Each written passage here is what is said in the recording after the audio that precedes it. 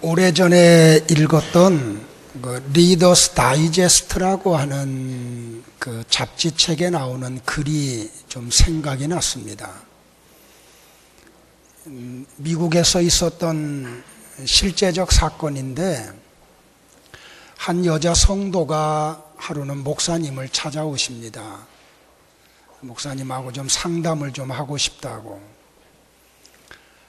그리고 입술을 열어 목사님한테 자기의 사정을 이야기를 하는데, 남편에 대해서 또 아이들에 대해서 그리고 본인이 만난 환경에 대해서 숨도 쉬지 않고 거의 1시간 가까이 그저 근심과 걱정의 이야기만 계속해서 토해놓습니다. 목사님이 듣다가 더 이상 좀 너무 심해서 성도의 그 말하는 발언을 좀 중단시키고 이렇게 물어봅니다. 이제 좀 그만하시고 내가 한 가지를 좀 물어보겠는데, 혹시 그런 생각 속에서 하나님이 계심을 생각해 보셨습니까? 혹시 하나님을 아십니까? 근데 이 질문을 받은 성도가 거꾸로 목사님에게 이렇게 또 물어봐요. 목사님은 그럼 하나님을 아십니까? 여기에 대해서 목사님이 답변하기를 No, I don't. 나도 모릅니다. 그러면서 연이어 말하기를 I am surprised by God in every moment. 그러나 나는 날마다 놀라며 삽니다. 하나님이 하시는 기이한 일들을 만날 때마다 말입니다. 성도 여러분들은, 우리는 풀 한 포기에서부터 오래된 고목에 이르기까지 저 행성 가운데 이루어지는 그 행성들의 그 오묘한 운행에서부터 참새 한 마리가 땅에 떨어지는 그런 사건 속까지도 한 생명이 태어나고 또 다른 생명이 세상을 떠나는 그런 과정 속에서 우리는 하나님의 신비하고 놀라운 손길을 보고 놀랄 수밖에 없습니다. 우리 주변에 일어나는, 아니 우리의 삶 속에 나타나고 있는 여러 가지 사건들 속에 그 숨겨져 있는 하나님의 섭리와 하나님의 계획하심과 하나님의 뜻하심이 얼마나 오묘하게 펼쳐지고 있는지 모릅니다. 그런데 오늘 본문에 보면 2000년 조금 넘는 그 당시에 예루살렘 성전, 그것도 성소 안에 에서 사역을 하고 있던 한 제사장 속에 나타났던 천사 가브리의 방문 속에 있는 하나님의 그 놀랍고 위대하신 사역을 우리가 보게 됩니다. 천사 가브리엘이 하나님의 보냄을 받고 제사장 사가랴에게 와가지고 말을 하기를 이렇게 말을 합니다. 사가랴여, 무서워하지 말라. 나는 하나님이 보내서 지금 당신에게 왔다고.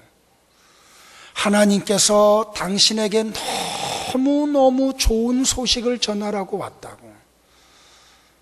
당신 늙은 부부, 저 늙은 아내 엘리사벳을 통하여 하나님이 당신에게 아들을 줄 거라고. 그 아들의 이름을 요한이라고 지으라고. 그는 주 앞에서 큰 자고 포도주나 독주를 마시지 않을 거고, 그는 어머니의 태에서부터 성령이 충만한 사람이 되어서 이스라엘 백성들을 하나님 앞으로 돌아오게 하고 저 이방인 가운데 선택받은 하나님의 사람들을 하나님께로 돌아오게 하는 사람이 될 거라고. 그 당신의 가정에서 태어나는 그 요한 때문에 사람들이 기뻐할 뿐만 아니라 하나님도 기뻐할 거라고. 이 좋은 소식. 저는 그래서 오늘 제목을 천사 가브리엘이 사가랴에게 했던 이 말씀, 이 좋은 소식이라는 제목으로 말씀을 대언할 때 2013년 성탄절에 여러분 개인에게 가정에 좋은 소식이 천사를 통하여 들리는 그런 은혜가 있기를 주의 이름으로 축복을 합니다. 이 좋은 소식, 이 소식은 첫 번째로 한 가정의 좋은 소식이었습니다. 늙은 부부의 가정에 아들을 주실 뿐만 아니라 이 아들은 주 앞에서 큰 자고 독주나 포도주를 마시지 않는 성결한 삶을 살 아들이고 태중에서부터 성령이 충만하고 태어날 때도 성령이 충만하고 살아가는 동안에도 성령이 충만하고 주님 앞에 갈 때도 성령이 충만한 아들일 거라고. 이 좋은 소식은 사가랴와 엘리사벳의 기도라고 하는 통로를 통하여 이 가정에 찾아왔다는 사실입니다. 오늘 누가복음 1장 13절에 천사가 그에게 이르되 사가랴여 무서워하지 말라 너의 간구함이 들린지라 라고 말을 했습니다. 여기 간구한다라고 하는 헬라어 단어는 데이시스라는 단어로 되어 있습니다. 일반적으로 헬라어 성경에 보면 헬라어 가운데 기도한다라고 하는 일반 성경의 단어는 프로슈코마이라는 단어로 되어 있습니다. 그런데 여기에는 간구한다라고 하는 이 단어는 데이시스라는 단어로 되어 있는데 무슨 뜻인고 하니 특별한 기도를 했다 그 뜻입니다. 이 데이시스라는 말은 특별했다라는 뜻이에요. 그러면 사가랴가 기도할 때 당시의 2만 명의 제사장들과 같이 그냥 일반적인 마음으로 하나님 앞에 오고 일반적인 자세로 하나님 앞에 기도하고 일반적인 내용을 가지고 그냥 아무 의미 없는 단어의 나열을 가지고 기도하는 시간을 갖지 않았다는 말입니다. 여기 사가랴가 하나님 앞에 기도하러 올 때는 특별한 마음을 가지고 왔습니다. 애통하는 마음을 가지고 마치 억울한 일을 만난 과부가 불의한 그 재판관에게 가듯이 강청하는 기도를 드렸다는 말입니다. 그의 마음이 특별했고 그의 자세가 특별했고 기도의 내용이 특별했다는 말입니다. 말라기의 예언이 끝나고 여기 천사가 사가랴에게 임재할 때까지 400년 동안 수없이 많은 이스라엘 사람들이 태어나고 성년식을 하고 예루살렘 성전을 출입을 하고 제사를 드리고 제사장들이 하나님 앞에 제사장의 직분을 감당하고 서기관들이 성경을 필사하여 백성들에게 나누어주고 낭독해주고 가르쳐주는 그런 가운데 그들이 드리는 일반적인 기도가 400년 동안 이루어졌는데 여기 사가랴는 특별한 마음을 가지고 특별한 자세 속에서 특별한 내용을 가지고 기도를 했다 이 말입니다. 여러분은 그렇게 하고 계신가요? 그런데 그의 그 특별한 간구가 하나님께 들렸다. 여기 들렸다라고 하는 헬라어 단어가 에이세쿠스테라고 하는 단어로 되어 있는데 그것이 들렸다. 다시 말하면 다른 사람들의 기도가 하나님 앞에 들리지 않고 특별한 마음과 특별한 자세와 특별한 내용으로 기도하는 사가랴의 기도만 하나님 앞에 들렸다, 이 말입니다. 근데 이 헬라어의 문법이요, 참 재미있는 게 우리나라에 없는 문법입니다.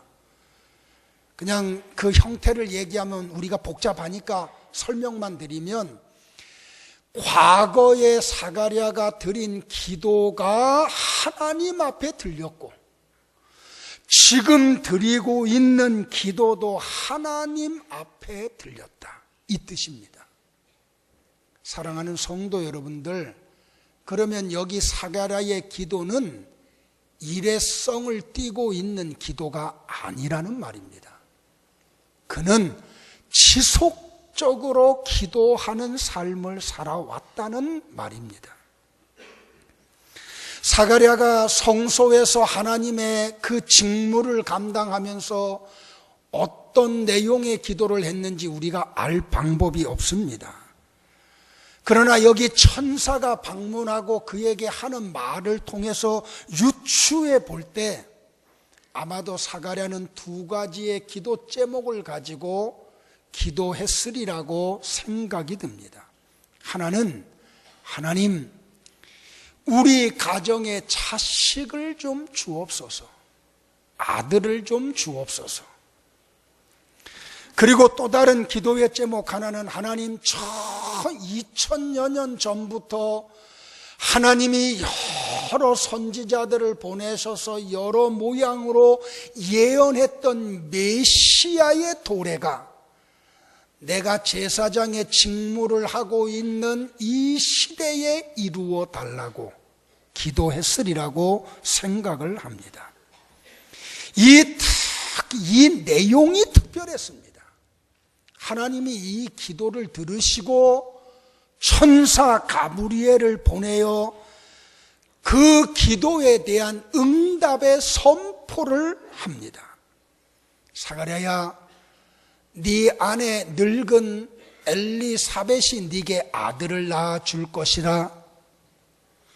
그는 곧 오실 메시아의 길을 예비할 사명을 가지고 이 땅에 올 것이라고. 사랑하는 성도 여러분들이여, 이 소식이 어찌 이 가정에 좋은 소식이 되지 않을 수가 있습니까? 이 좋은 소식이 바로 사가랴의 특별한 기도를 통하여 이 가정에 임했다, 이 말입니다. 야고보 기자가 야고보서 5장 16절에서 말씀한 대로 의인의 강구는 역사하는 힘이 있습니다. 사랑하는 성도 여러분들이요, 그저 일반 성도들이 드리는 일반적 기도를 드리는 성도들이 되지 않고 여기 사가랴와 같이 특별한 마음과 특별한 자세를 가지고 하나님의 뜻에 맞는 기도를 드림으로 이번 성탄절에 하나님을 통하여 천사의 방문을 받고 여러분의 삶과 가정에 좋은 소식이 찾아오기를 주의 이름으로 축복을 합니다. 이 가정에 임한 좋은 소식의 내용이 뭡니까? 아들을 얻겠다는 말입니다. 계속되는 1장 13절에 천사가 그에게 이르되 사가랴여, 무서워하지 말라. 너의 간구함이 들린지라 네 아내 엘리사벳이 네게 아들을 낳아 주리니 라고 말을 합니다. 지난 주일에 우리는 유대 가정에 결혼을 했는데 아이가 없는 아픔이 얼마나 큰 거라고 하는 사실을 우리는 이미 익히 들어 알고 있습니다. 그런데 이 나이를 많이 먹어 도무지 아이를 낳을 수 없는 노부부에게 들려오는 놀라운 소식이 뭡니까? 사가랴야, 네 아내, 늙은 아내가 네게 아들을 낳아줄 것이라고. 그러면서 그 아들이 어떤 아들인지에 대하여 15절에서 천사가 이렇게 말을 합니다. 다 같이 한번 봉독을 하겠습니다. 합독합니다. 시작.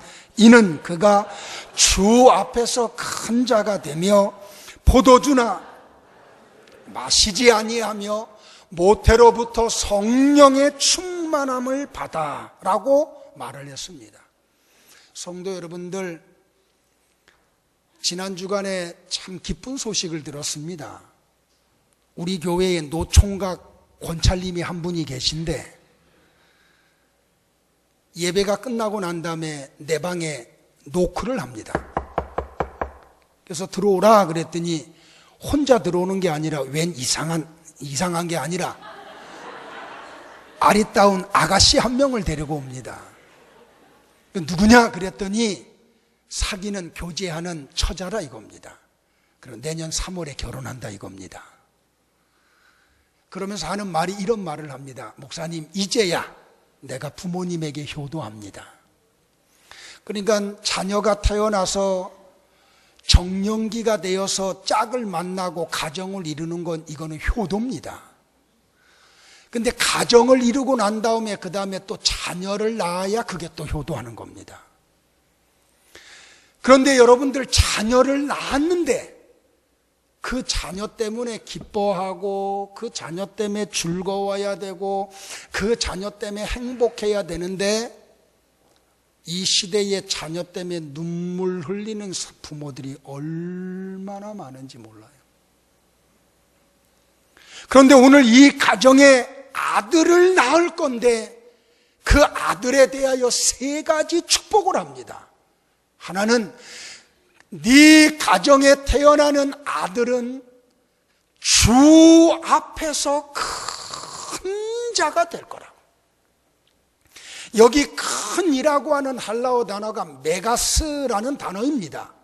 이 메가스라는 단어의 뜻은 위대하다, 권위가 있다, 덕스럽다, 그런 뜻입니다. 참 놀라운 일입니다. 아들을 낳을 건데 그 아들이 주 앞에서 위대한 사람이 될 거고 주 앞에서 권위 있는 사람이 될 거고 주 앞에서 덕스러운 자녀가 될 거라고. 이 말은 주님 때문에 큰 자가 될 거라는 말입니다. 사랑하는 성도 여러분들이여, 여러분의 가정에 있는 자녀들이 주 앞에서 큰 자들이 되기를 축복을 합니다. 2번째로는 성별된 자가 될 거라는 말입니다. 뭐라고 말합니까? 그 아들은 포도주와 독주를 마시지 아니하며 라고 말을 합니다. 구약에 이런 구별된 삶을 산 사람들이 있습니다. 그들을 우리는 나시린이다 라고 말을 합니다. 이 나시린은 특별한 사명을 가지고 하나님이 보낸 사람들입니다. 바로 요한이 그럴 거라는 말입니다. 특별한 사명을 감당해야 하겠기에 그는 평생 동안 포도주와 독주를 입으로 마시지 않은 자녀가 될 거라고. 성별된 삶을 살 거라는 말입니다. 나는 여러분의 가정의 자녀들이 이 험악한 세상 속에서 성별된 삶을 사는 축복의 자녀들이 되기를 바랍니다. 정말 너무 가슴 아프잖아요. 중고등학교 때까지 그렇게 믿음 생활했던 자녀들이 기도 생활하고 말씀 생활하고 교회 중심 생활하고 하루 종일 교회에서 살던 자녀들이 대학 간 그 한 가지 사건 때문에 MT 간다, 서클 활동한다 하면서 독주들을 마셔요. 한 번은 아내와 둘이 송추 계곡을 통해서 저 오봉 쪽에 그 등산을 하고 내려왔습니다. 내려오는데 젊은 남녀들이 양쪽 손에 비닐루에다가 술에다가 소주에다가 맥주에다가 안주에다가 6명이 가는데 6명 양손에 다 들렸어요. 다 들렸어요. 자식들 같잖아요. 가다가 내가 물어봤어요. 얘들아, 그거 뭐 할 거냐? 그래서 MT 왔다 이겁니다. MT, 대학교에서.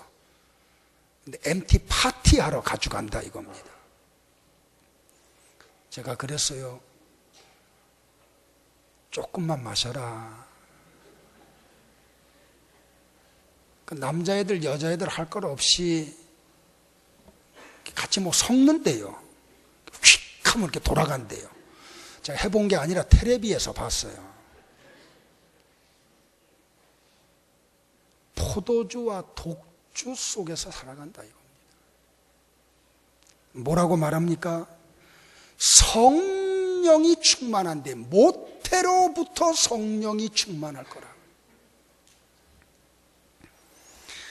성도 여러분들, 우리 아버지의 어머니의 성령 충만이 자녀들에게까지 성령 충만으로 흘러간다는 사실을 기억하기를 바랍니다. 부모들이 영적으로 무너질 때 자녀들 또한 삶이 무너진다는 사실을 기억해야 합니다. 그런데 여기 사가랴의 가정에 아들을 줄 건데 그는 어머니의 태로부터 성령이 충만할 거라고. 나는 여러분의 자녀들이 성령 충만한 자녀들이 되기를 바랍니다. 이 천사가 6개월 후에 나사렛 지방에 또다시 하나님의 보냄을 받습니다. 마리아를 만납니다. 마리아에게 성령으로 인하여 성자 예수 그리스도를 잉태할 것을 또 선포를 합니다. 그래서 마리아의 몸에 성자 예수 그리스도가 잉태가 되셨습니다. 마리아가 이게 너무 기뻐서 예루살렘으로 엘리사벳을 방문을 옵니다. 엘리사벳의 몸에 세례 요한이 6개월이 됐습니다. 마리아의 몸에 예수 그리스도가 임마누엘 하셨습니다. 마리아가 예루살렘에 와서 엘리사벳의 가정의 문을 노크를 합니다. 이 소리를 듣고 엘리사벳이 문을 여니까 마리아가 있습니다. 그 순간 엘리사벳의 태중에 있는 세례 요한이 6개월밖에 안 된 아이가 메시아를 만난 걸 압니다. 너무 기뻐서 날뜁니다. 사랑하는 성도 여러분들, 여러분의 가정의 자녀들이 성령 충만한 자녀들이 되기를 주의 이름으로 축복을 합니다. 부탁드립니다. 자녀들의 영적인 상태를 보고 성령이 충만하지 않다라고 생각이 드시는 분들이 계시면 좀 우세요. 하나님 앞에 좀 우세요. 하나님, 우리 자녀들이 성령 충만하기를 원합니다. 용서하시고 들으세요. 지난 목요일부터 또 몸살이 또 와가지고 꼼짝을 못했어요. 그럼에도 불구하고 설교는 또 준비를 해야 돼요. 그래서 누워있다가 간신히 몸을 좀 추스려서 설교 한 파트 또 준비하고 또 몸 추스렸다 설교 한 파트 준비하고 하는데 금요일 밤에 침대에 누워있는데 막 그냥 뼈 마디를 막 쑤시는데 온 전신이 막 쑤시는데 견딜 수가 없어요. 그래도 좀 어떻게 잠을 좀 청해 보려고 잠을 청하는데 도무지 잠이 오지 않아요. 캄캄한 밤 침대에서 혼자 떼굴떼굴 구르면서 하나님이 갑자기 내게 주는 감동이 뭐냐면, 이 목사, 너 세상의 것 조금 더 얻으려고 하다가 영원한 천국을 잃어버리지 말아라.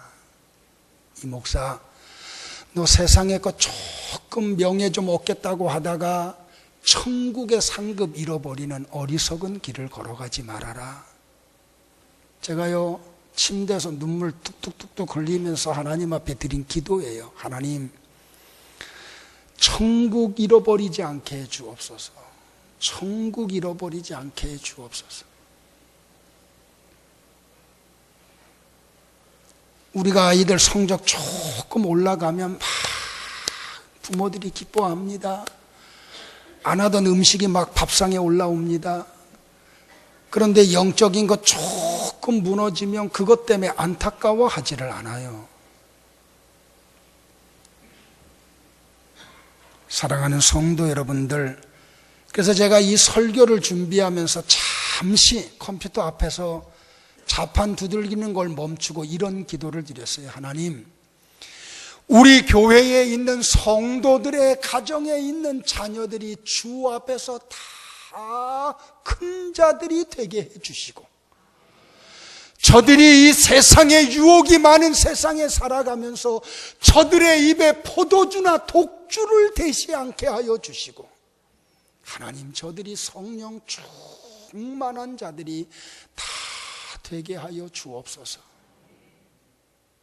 성도 여러분들, 여기 사가랴의 가정에 임한 좋은 소식은 왜 좋은 소식입니까? 이 가정에 하나님의 은총이 임하기 때문입니다. 네 늙은 아내 사가 엘리사벳이 네게 아들을 낳아줄 텐데 그 이름을 요한이라고 해라. 요한이라는 이름의 뜻이 뭔지 압니까, 여러분들? 하나님의 은총이라는 뜻입니다. 우리 지난주에 생각했습니다. 그 아버지 사가랴의 이름의 뜻이 뭡니까? 기억하십니까? 답도 다 주고 내가 물어봐요. 하나님은 잊지 않고 기억하신다, 그 뜻입니다. 하나님은 결코 믿음의 사람들을 잊지 않고 기억하십니다.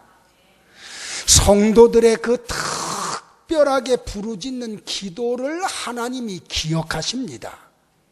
그의 아내 엘리사벳이라고 하는 이름의 뜻은 여호와의 맹세라는 뜻입니다. 하나님이 기억하시고 여호와의 약속이 묶이면 은총이 쏟아집니다. 이 좋은 소식은 사가랴라고 하는 한 가정에만 임한 좋은 소식이 아닙니다. 이스라엘 민족 전체의 좋은 소식이었습니다. 오늘 15절과 16절을 다 같이 보겠습니다. 다 같이 봅니다. 시작. 이는 그가 주 앞에 큰 자가 되며 포도주나 독한 술을 마시지 아니하며 모태로부터 성령의 충만함을 받아 이스라엘 자손을 곧 그들의 하나님께로 많이 돌아오게 하겠습니다. 기억하십니까, 여러분들? 말라기의 선지자의 예언이 끝난 뒤로 400여 년 동안 하나님이 이스라엘 민족에게 말씀을 주지 않습니다. 하나님이 그들의 제사를 일절 받지 않으십니다. 그들의 제사는 그냥 그들이 하는 의식적 제사였지 하나님이 전혀 관계없는 제사였습니다. 400년 동안 말입니다. 그런데 여기 세례 요한이 태어납니다. 그가 장성했습니다. 누가복음 3장 2절에 보니까 하나님의 말씀이 세례 요한에게 임합니다. 그가 요단강 부근에서 하나님 앞에 회개의 메시지를 선포합니다. 말라기의 예언이 끝나고 난 다음에 400년 만에 하나님의 메시지가 선포됩니다. 회개하라, 천국이 가까웠느니라. 400년 만에 들리는 살아있는 하나님의 소리였습니다. 사랑하는 성도 여러분들이여, 나는 나와 여러분에게 하나님의 말씀이 임하기를 원합니다. 나와 여러분이 그저 하나님 없는 인간들의 종교적 행위만 일어나는 그런 교회가 되지 않기를 소원합니다. 그래서 우리는 회개하라! 천국이 가까웠다라고 저는 선포할 수밖에 없습니다. 여러분의 귀에 듣기 좋은 소리만 할 수 없습니다. 여러분이 일주일 동안 죄를 짓고 와서 그저 하나님 앞에 무덤덤하게 예배 드리는 모습을 보고 그냥 지나칠 수가 없습니다. 세례 요한의 심정이 내게 있습니다. 회개하라, 천국이 가까웠느니라. 세상의 것에 묶여 있으면 안 됩니다. 세상의 것에 취해 있어도 안 됩니다. 세상의 것 때문에 영원한 것을 잃어버리면 안 됩니다. 사랑하는 성도 여러분들이, 하나님이 오늘 여러분들에게 요구합니다. 회개해야 합니다. 삶을 회개해야 됩니다. 생각을 회개해야 됩니다. 여러분의 신앙생활을 회개해야 됩니다. 이유는 하나님의 나라가 지금 가까이 왔기 때문입니다. 실로 400년 만에 들리는 하나님의 소리였습니다. 이스라엘 민족들은 태생적으로 회개하라는 말을 싫어하는 민족입니다. 그런데 보세요, 여러분들.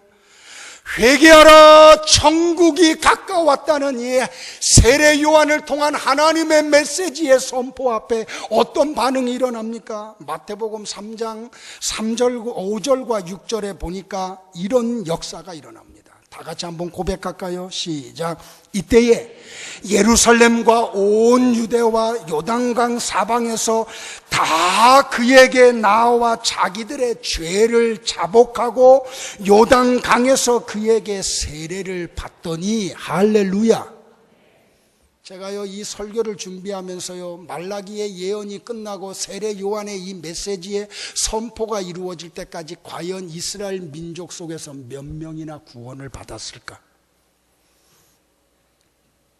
400년 동안 사람들이 오고 가고 오고 가고 오고 가고 오고 가고 하는 그 속에서 그들이 예루살렘 성전을 출입하고 왔다 갔다 하고 왔다 갔다 하고 양을 가지고 와서 제물로 드리고 제사장들이 제사를 드리고 그 종교적 행위라는 제사장들 가운데 몇 명이 구원받고 이스라엘 민족들 가운데 몇 명이 구원을 받았을까? 천국 가는 사람들의 숫자가 희귀했을 겁니다. 희귀했을 겁니다. 그런데 여기 세례 요한을 통하여 선포되는 이 말씀, 회개하라, 천국이 가까웠느니라 라는 이 말씀이 광야에서 선포되니까 예루살렘에서 온 유대에서 요단강가에서 많은 이스라엘 백성들이 몰려와서 죄를 자복합니다. 그리고 세례를 받습니다. 할렐루야. 세례 요한의 탄생은 그래서 이스라엘 민족에게도 좋은 소식이었습니다. 이 좋은 소식은 전 인류에게 좋은 소식이었습니다. 누가복음 1장 17절에 그가 또 엘리야의 심령과 능력으로 주 앞에 먼저 와서 아버지의 마음을 자식에게, 거스르는 자를 의인의 슬기에 돌아오게 하고 주를 위하여 세운 백성을 준비하리라. 여기 주를 위하여 세운 백성이라는, 여기 백성이라는 헬라어 단어가 라오스입니다. 공간복음 마태, 마가, 누가복음에 49번 나오는데 누가복음에만 35번이 쓰여 있습니다. 이 라오스라는 이 말은 무슨 말인가 이런 뜻입니다. 창세 전에 하나님이 구원하기로 정해놓은 이방 민족들 가운데 있는 택한 하나님의 사람들을 가리킵니다. 그렇다면 사랑하는 성도 여러분들이요, 여기 세례 요한의 탄생은 바로 나와 여러분에게 좋은 소식이었다는 말입니다. 2013년도에 우리가 성탄절을 지금 눈앞에 두고 있습니다. 이 성탄절은 좋은 소식이 한 가정 위에 이루어지는, 선포되는 성탄절이 되기를 바랍니다. 우리 민족 위에, 우리 교회 위에 좋은 소식이 되기를 주의 이름으로 축복을 합니다. 말씀을 정리하겠습니다. 사도 누가는 예루살렘 성전 향단 앞에서 이루어진 이 초자연적 사건, 천사가 땅에 임재했다, 이 초자연적 사건을 너무 평이한 자연적 사건으로 기술을 하고 있습니다. 누가가 이렇게 기술할 수 있었던 이유가 무엇인지 압니까? 누가는 하나님의 관점에서 있었기 때문입니다. 천사가 400년 만에 이스라엘 땅에 하나님의 보냄을 받고 온 사건은 초자연적인 사건이었습니다. 그러나 하나님에게는 너무 자연적 사건입니다. 천사 가브리엘이 사가랴에게 와서 첫 번째 한 말이 뭔지 압니까? 무서워하지 말라. 사가랴야, 무서워하지 마. 여러분, 이 말이 이해가 갑니까? 반복되는 얘기지만 400년 동안 하나님이 누구도 보낸 적이 없어요. 선지자도 보낸 적이 없고 제사장도 보낸 적이 없어요. 말씀을 선포한 적도 없어요. 하나님이 선지자를 통하여 말을 하시지도 않았어요. 2만 명의 제사장들이 사가랴와 같이 순번을 따라 예루살렘 성전을 출입을 하며 제사의 직무를 감당하고 있어요. 그 2만 명의 제사장들 가운데 나의 이 제사를 하나님이 받으실까 고민하는 사람이 한 사람도 없어요. 그런 가운데 사가랴에게 하나님이 천사를 보내요. 그러니 이게 400년 만에 찾아오는 이 일이니 이게 어떻겠어요?